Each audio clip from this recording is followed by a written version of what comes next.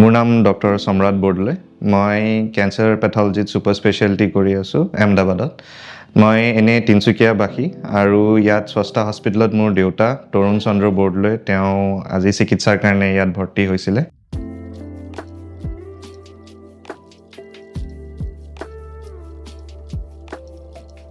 যোৱা সোমবাৰে মই আহমেদাবাদতে আছিলোঁ। তেতিয়া ঘৰৰ পৰা এটা ফোন আহিলে যে দেউতাৰ গাটো ভাল নহয়, উশাহ লোৱাত কষ্ট পাইছে, আমি হস্পিটেললৈ গৈ আছোঁ।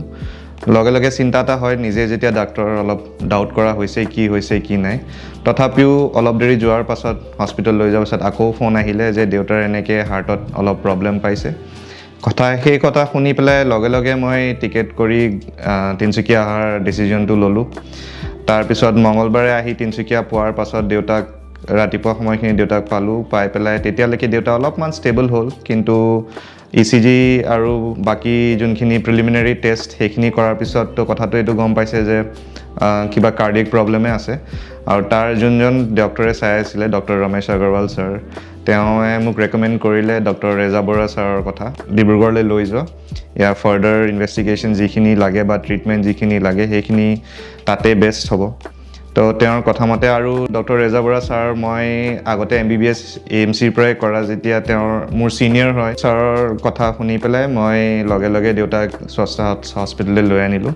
আমি অহাৰ পিছত দেউতাক ICUতে এডমিট কৰিছে। কৰাৰ পাছত ৰেজা বৰুৱা ছাৰ আহি পেলাই ইক' কৰি পেলাই গম পাইছে যে অলপমান, আমাৰ টাৰ্মছত যদি কওঁ, অলপমান ডিছকাইনেচিয়া বুলি কয়, অলপ ৱালত প্ৰব্লেম আছে। সেইটোৱে ইণ্ডিকেট কৰে যে কিবা এটা ব্লক ডেফিনেটলি আছে দেউতাৰ। অলপমান MI বুলি যোনটো কওঁ, তাৰ মানে ইনিচিয়েল MIৰ নিচিনা অলপমান কিবা এটা চিমটম পাইছিলে আৰু। তো মোক সুধিলে কি আমি লগে লগে কৰি দিম। মই কৈছোঁ সেইটোতো ডেফিনেটলি ৰৈ থকা কথা নহয়। ছাৰে লগে লগে সেইদিনাখন ৰাতি ইমিডিয়েটলি এনজিঅ'গ্ৰাফি কৰিছে। কৰাৰ পাছত ব্লক আছিলে দেউতাৰ, মানে আমি লেফ্ট এণ্টেৰিয়ৰ ডিচেণ্ডিং LAD বুলি যোনডাল ব্ৰাঞ্চ হাৰ্টলত যোনডাল মানে অক্সিজেন নিয়া ব্ৰাঞ্চডালতে মেজৰ ব্লক এটা আছিলে। তো লগে লগে ছাৰে ষ্টেণ্টিং কৰিছে। কৰাৰ পিছত লগতে আৰু সৰু মাইনৰ দুটামান ব্লক আছিলে, তাতে ছাৰে বেলুন এনজিঅ'প্লাষ্টি কৰিছে। কমচে কম ৰাতি 11টা চাৰে 11টা বজালৈকে 9:30 9:45 9:45 মানত সোমোৱাইছে। 11:10-20 মানত গোটেই প্ৰচিডিউৰখিনি শেষ হ'ল। দেউতাৰ যোনটো টাইম পিৰিয়ড, যোনখিনি সময় ক্ৰিটিকেল বুলি কওঁ, যোনটো আমি ইনফাৰ্ক্ট বা হাৰ্ট এটেক হোৱাৰ মানুহখিনি যোনখিনি ক্ৰিটিকেল মুমেণ্টখিনি, যোনখিনি ইমিডিয়েট এটেনশ্যন যোনটো পায়, চ' সেইখিনি মানে ইমিডিয়েটলিয়ে পায় কৰি মেলি চব। আৰু এতিয়া আপোনালোকেও দেখিছে যে দেউতা এতিয়া বহুত ষ্টেবল, নৰ্মেল। চ' এই গোটেই সময়খিনি যোনখিনি টাইম ছাৰে যেনেকৈ প্ৰম্পটলি আহি গোটেই এনজিঅ'গ্ৰাফি কৰি, ষ্টেণ্টিঙো লগে লগে কৰি, তাৰপিছত বাকী প্ৰচিডিউৰখিনি যিখিনি দৰকাৰী সেইখিনি কৰি মেলি যোনটো মানে এটেনশ্যন পাব লাগে পেচেণ্টৰ, সেই গোটেইখিনি 100-200% দিছে বুলিয়ে ক'ম। আৰু সেইকাৰণে চাগে দেউতাৰ এটা মেজৰ এটা যোনটো প্ৰব্লেম হ'লহেঁতেন, যদি এইখিনি বস্তু নোপোৱাহেঁতেন, সেইটোৰ পৰা বাচি গ'ল ভগৱানে কৰাত। আল্টিমেটলি সেইটোৱেতো মেইন। চ' দেউতাৰ এতিয়া ভাল, সুস্থ বুলিয়ে ক'ম। আৰু আশা কৰিছোঁ এদিন বা দুদিনত দেউতাক ডিছচাৰ্জ দিব। এতিয়া ইয়াত অহাৰ পাছৰ পৰাই যিখিনি আমি ব্যৱহাৰ পাতিয়ে, বাট প্ৰফেচনেলি যোনখিনি আমি একশ্যন, মই এজ এ ডক্টৰ হৈ পেলাই যোনখিনি মই এটা গম পাওঁ বা এক্সপেক্টেশ্যন এটা থাকে, তাতছে মই বহুত বেছি ছেটিছফাইড। মই এইটো মিছা কথা নকওঁ। তেওঁৰ ICUৰ মেনেজমেণ্টে কওক, ICUৰ ষ্টাফ কওক, যোনখিনি দেউতাক 24/7 যোনখিনি এটেনশ্যন দৰকাৰ হৈছিলে প্ৰথম ক্ৰিটিকেল পিৰিয়ডটোত, সেইখিনি।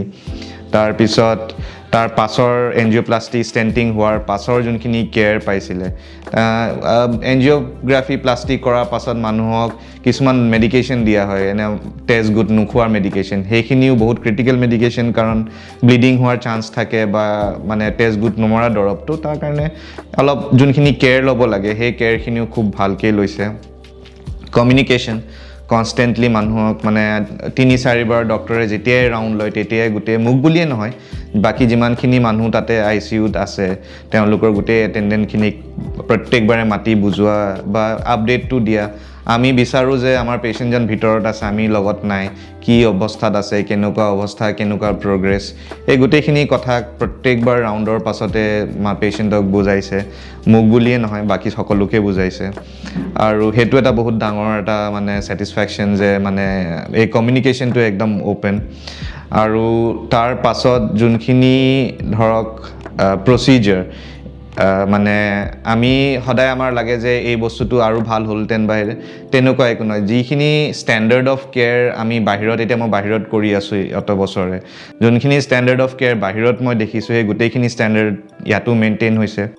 আৰু ৰেজা ছাৰৰ কথা ক'ব গ'লে, ছাৰৰ এজ বিং এ ডক্টৰ মাইছেল্ফ, ছাৰৰ যিখিনি মানে টেকনিক বা মেনিপুলেশ্যন হ'ল সেইদিনাখন এনজিঅ'প্লাষ্টিক কৰোঁতে, যি টেকনিকটো যিমান কষ্টৰে ছাৰে কৰি মেলি, ডিফিকাল্ট প্ৰচিজাৰ আছিলে, মই গম পাইছোঁ। ছাৰে মোক গোটেইখিনি আপডেট দিয়ে থাকিলে, কি কৰিলে কি নাই। It's a difficult procedure, not easily done, but he did it beautifully. বহুত ধুনীয়াকৈ কৰিলে ছাৰে। কৰি পেলাই এতিয়া দেউতাক এই অৱস্থাত মানে ইমান ক্ৰিটিকেল এটা, আগতে চাগে বাহিৰত লৈ গ'লোহেঁতেন, মই নিজেই লৈ গ'লোহেঁতেন মই বাহিৰত, সেইটোৱে টেণ্ডেঞ্চি আছিলে আমি ভাবোঁ। কিন্তু ইয়াতে ডিব্ৰুগড়ত, এতিয়া মই তিনিচুকীয়াতে থাকোঁ, ঘৰৰ পৰা বেছি দূৰ নহয়, ডিব্ৰুগড়তে আহি পেলাই গোটেইখিনি কাম হৈ গ'ল। মোৰ কাৰণেও ভাল, মাহঁতেও এতিয়া ওচৰতে দেউতাক পাইছে, নহ'লে আজি বাহিৰত এমাহ দুমাহ থাকি মেলি ঘূৰি অহাৰ কাৰণে এটা সেইটো হিচাপত মই ভাবোঁ যে স্বস্থাত আজি আহি পেলাই মই বহুত ভাল ডিচিজন এটা ল'লোঁ। দেউতাৰো সুস্থ এতিয়া বৰ্তমান। আৰু আগলৈও মই যদি কিবা প্ৰব্লেম পাই বা কিবা ধৰণৰ ডিফিকাল্টি যিয়ে নহওক, সেই গোটেইখিনি মই স্বস্থাতে আকৌ মই ঘূৰি আহিম বুলি ভাবিছোঁ, যি কাৰণে নহওক। আৰু ৰেজা ছাৰক মই ধন্যবাদ কোনটো মনেৰে ক'ম সেইটো মই মানে বুজাব নোৱাৰোঁ।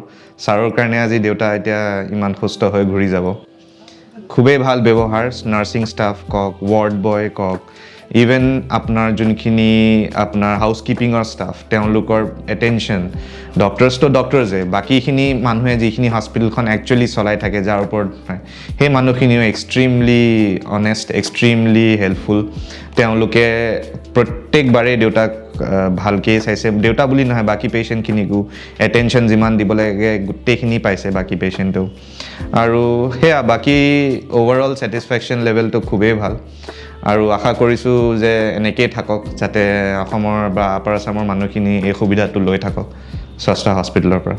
ডক্টৰ ৰেজা বৰা, গোটেই ICUৰ টীমটো, ডক্টৰ জ্যোতি, ডক্টৰ বিভূতি, ডক্টৰ ধ্ৰুৱজ্যোতি, তাৰপিছত গোটেই স্বস্তা হস্পিটেলৰ নাৰ্ছিং ষ্টাফ, ICUৰ নাৰ্ছিং ষ্টাফ, গোটেই